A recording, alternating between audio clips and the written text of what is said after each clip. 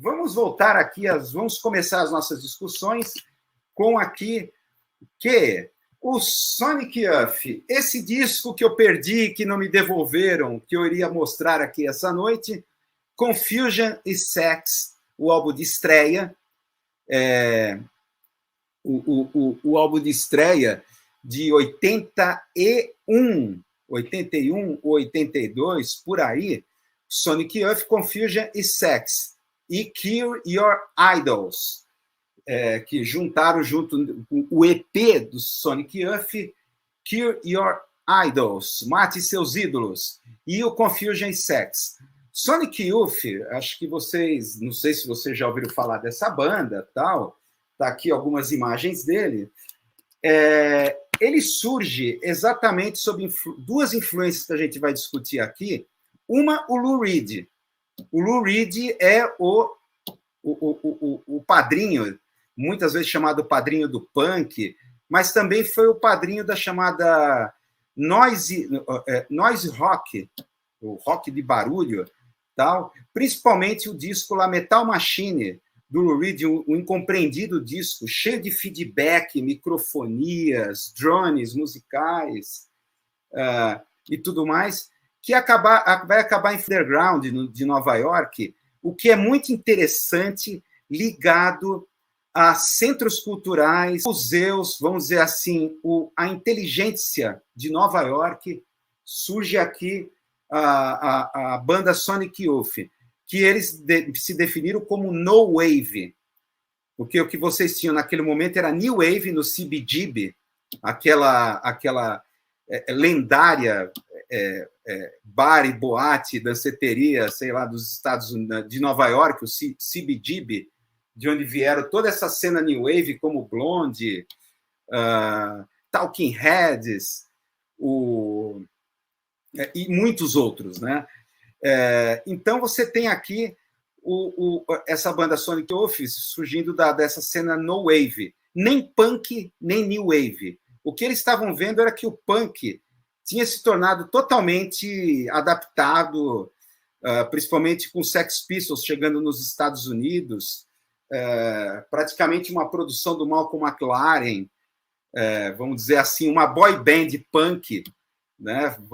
Vamos colocar dessa maneira. Então, eles estavam vendo que toda a agressividade ou a contundência do punk já tinha sido absorvida pela indústria fonográfica, pela cultura, e também o CBGB, a cena New Wave, você via ali pretenders, né? ou wannabes de astros, né? Como a Debbie Harry, né? Do Blonde, que o sonho dela era se tornar uma Marilyn Monroe. Ela falava isso em muitas entrevistas, né? Meu sonho é virar uma Marilyn Monroe. Então, eles não estavam gostando nada do que estavam vendo.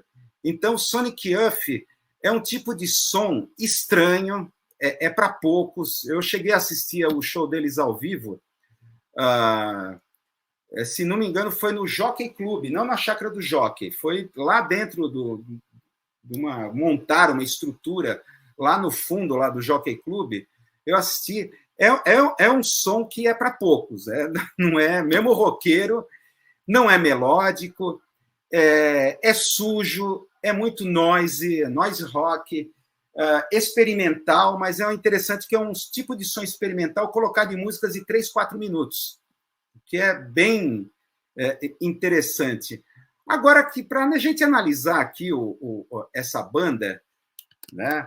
A gente tem que ver o seguinte, vamos primeiro aqui essa música Inhuman, o primeiro momento para a gente discutir o Sonic Youth. Nesses 4 momentos que a gente vai discutir a banda, essa música Inhuman, não sei se vocês conseguiram capturar aí a letra da música. O Inhuman, o que é? Meu corpo, diz a letra, né? Meu corpo é do passado, minha mente é um simples prazer. Você não me conhece, eu sou inumano. Tá? A letra da música é basicamente isso. Você tem esse momento aqui que vocês estão vendo,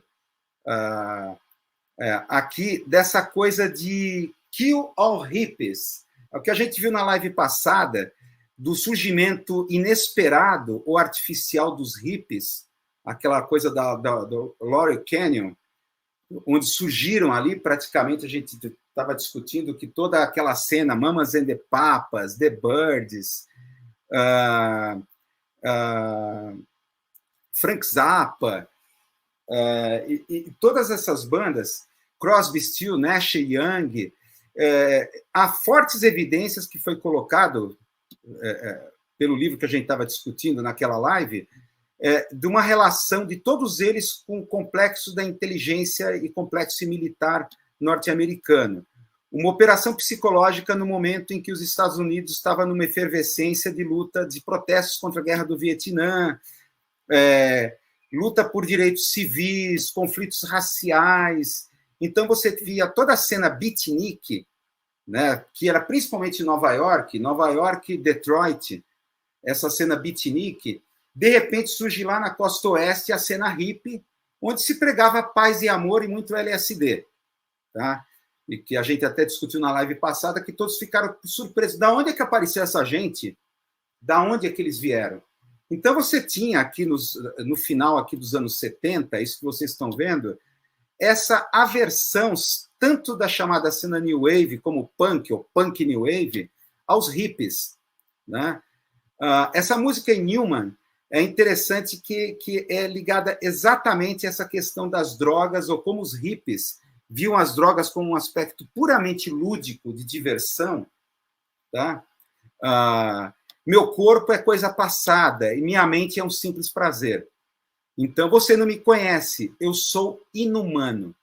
Então, essa música ela trabalha com essa diferença entre corpo e mente, que é uma distinção bem ocidental, e como essa mitologia das drogas alucinógenas, de LSD e tudo mais, ela foi construída em torno de uma coisa voltada unicamente para a cabeça, tá? Transformando a mente num simples playground de prazer. Essa é a crítica da música em Newman, aqui do Sonic Youth. Né? Então, entra nessa cena da aversão ao que os hippies representaram, quem eram eles, né? O que eles deixaram.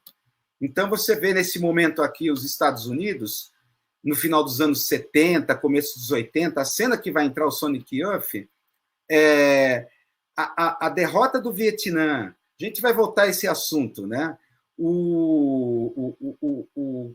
A crise dos reféns da embaixada norte-americana no Irã, lá na Revolução Islâmica, né, liderada pelo Ayatollah Khomeini, que impôs uma séria derrota aos Estados Unidos. Em torno de uma Nova York e Detroit caindo aos pedaços, se desindustrializando, e os Estados Unidos perdendo mercado para a Alemanha Ocidental e Japão. Então, você vê nessa situação de crise toda essa aversão aos hippies, quer dizer, toda essa coisa de paz e amor, tal, não resultou em nada. Quer dizer, resultou sim no Vale do Silício. A gente sabe que todo esse ideal hippie, vamos dizer assim, se transformou em toda a utopia do personal computer, aqueles gênios da computação de garagem, né, que supostamente se confrontando com os gigantescos mainframes de uma IBM, das megacorporações. Então, todo aquele discurso libertário que tinha em relação aos computadores. Então, na verdade, de prática, o que os hippies, ou toda essa ideologia californiana dos hippies chegaram, é o Vale do Silício, tá? Que é a realização dessa utopia que primeiro foi baseada em LSD e depois em realidade virtual, né? Tanto é que o papa do LSD, o Timothy Leary, né, o psiquiatra Timothy Leary, que vocês já devem conhecer, um dos grandes apologistas, né, vamos colocar assim dessa forma, mas ele levava uma grande fé no LSD como uma forma de abertura da percepção e de uma forma de conhecer-se a si mesmo, como uma forma terapêutica. Como ele já no final da sua vida, ele simplesmente abandona o LSD. Ele fala que o futuro são os computadores. Então, você não vai mais precisar de LSD, mais nenhum alucinógeno, porque temos as realidades virtuais e temos o computador e temos a internet.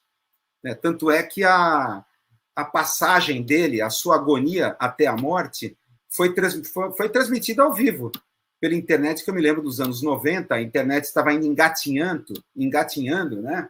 Gatinhos, já estou falando gatinhos aqui, engatinhando, a www estava começando, então ele levava muita fé nisso daí. É a realização. Então, essa música em Newman é interessante, que é uma crítica direta a essa concepção, essa ideologia californiana. Olha, sou um completo desumano, inumano, né? Porque meu corpo já é coisa do passado, eu vivo apenas a mente, essa hipostasia da mente, que faz parte dessa ideologia californiana do Vale do Silício, que, no fim, leva à questão do transhumanismo. Tá? Então, está ainda para ser contada essa história. O pesquisador Theodor Roszak, ele já fez um pouco disso, né? Do Satori ao Vale do Silício, se não me engano, é o nome desse livro, desse pesquisador norte-americano, Theodor Roszak, que ele faz um acompanhamento dessa ideologia californiana do movimento hippie ali dos anos 60 para a chegada do personal computer e o crescimento dos computadores até chegar da ciência da computação até chegar ao Vale do Silício. Essa conexão, uma dessas coisas. Mas a história ainda tá para ser contada com mais detalhes. Então, esse é o primeiro aspecto do Sonic Youth, né? Como eles pegam esse espírito da época, né? Esse ódio visceral aos hippies, né? Que tanto a New Wave quanto os punks, o punk New Wave, tinha, e essa desconfiança de todas essas coisas que estavam vindo lá do oeste americano, da Califórnia, né? Sendo que a banda Dead Kennedys, a banda punk californiana, foi a mais visceral. Foi a mais visceral nesse confronto contra, né? Principalmente a música California Uberales, né? Do Dead Kennedys, que é uma porrada que é contra exatamente isso. Contra o candidato governador Jerry Brown com tendências hippies, ou com ideologia hippie, e eles matam ali a charada nessa música California Uberales, né? Em que todos seremos zen num governo totalitário. Todo mundo zen budista, numa boa, num governo totalitário. Então, essa é a primeira questão. Outra questão importante para a gente discutir aqui do Sonic Youth, que aí remete-se aqui ao Brasil também. Repare essa evolução. A estreia do Velvet Underground e Nico, o famoso álbum aqui da Banana, né, o famoso álbum da Banana. A gente chegou a falar, claro, um pouco disso na live passada. A sonoridade já era experimental, com essa coisa do droning, né? O droning é um tipo de som sustentado, que principalmente você percebe na música Venus in Furs, tá? Que eu acho que é a mais famosa aí do Velvet Underground, uma das mais famosas, que o violino do John Cale tocando e um som sustentado acompanhando por todo o percurso as notas tiradas do violino do John Cale. Então você tem essa coisa do droning, que é uma coisa puramente experimental, gaitas de fole. Na verdade, o droning veio dessa coisa da gaita de fole, aquele som sustentado, tá? Que vai acompanhando, que no rock pode ser dado por pedais ou sintetizadores. O Metal Machine do Lou Reed deu a continuação, essa coisa. É o lado geek, né, do Lou Reed, a gente falou na live passada, que é o disco mais incompreendido, menos conhecido do Lou Reed, que é um som assim, dividido em Metal Machine parte 1, 2, 3, 4, que é uma coisa totalmente experimental, baseada em feedback, microfonias, aquilo que a gente pode considerar em rock apenas meramente em música, meramente ruído. Até o que vocês estão vendo, Glenn Branca. Glenn Branca, no final dos anos 70, vocês estão vendo ali, a sua orquestra de guitarras. Ele monta uma orquestra de guitarras onde está lá Lee Ranaldo. Lee Ranaldo, que vai ser o guitarrista do Sonic Youth, o guitarrista mais experimental. Thurston Moore é mais melódico, né? Mas o Lee Ranaldo era mais experimental. Lee Ranaldo fazia parte, né, desse projeto do Glenn Branca. É bem interessante o trabalho da sua orquestra de guitarras. Tá? É interessante o seguinte, isso aqui é um cenário underground. você pega o Sonic Youth comercialmente, é interessante como uma banda conseguiu, na sua carreira inteira, sendo que sua última apresentação, não sei se vocês sabem, foi aqui em Paulínia, um festival de música em Paulínia. Foi o último show do Sonic Youth. Foi em 2011, 14 de novembro, né? 14 de novembro de 2011. Foi o show como é que é as iniciais daquele show? Foi um show realizado em Paulínia, porque a Kim Gordon, né, que era baixista, e o Thurston Moore estavam as relações abaladas, eles eram casados praticamente desde o início do Sonic Youth. Então, eles já estavam, parece que houve um problema ali de infidelidade conjugal. Aí vem a questão da revista amiga aqui do rock, o SWE, né? SWU. Foi o último show. Então, ele já estava com as relações abaladas. Ela flagrou a traição do Thurston Moore, e não era uma simples traição, ele já tinha uma relação de algum tempo com uma editora britânica, né? Então, elas tipo flagra assim clássico, né? E-mail, essas coisas, flagra clássico. Então, ali no SWU, foi o último show. Foi o último show. Ali acabou, dá para perceber, se você rever as imagens desse último show, o visível mal-estar e a maneira como ela se retira do palco, deixando o Thurston Moore sozinho no palco. Ele ainda faz umas graças lá e depois ele vai embora. Ali foi o último show. E é interessante como essa banda, de 1981 até 2011, ela se manteve íntegra, tá? Sem abrir concessões dentro de um underground. E o underground tem mercado nos Estados Unidos.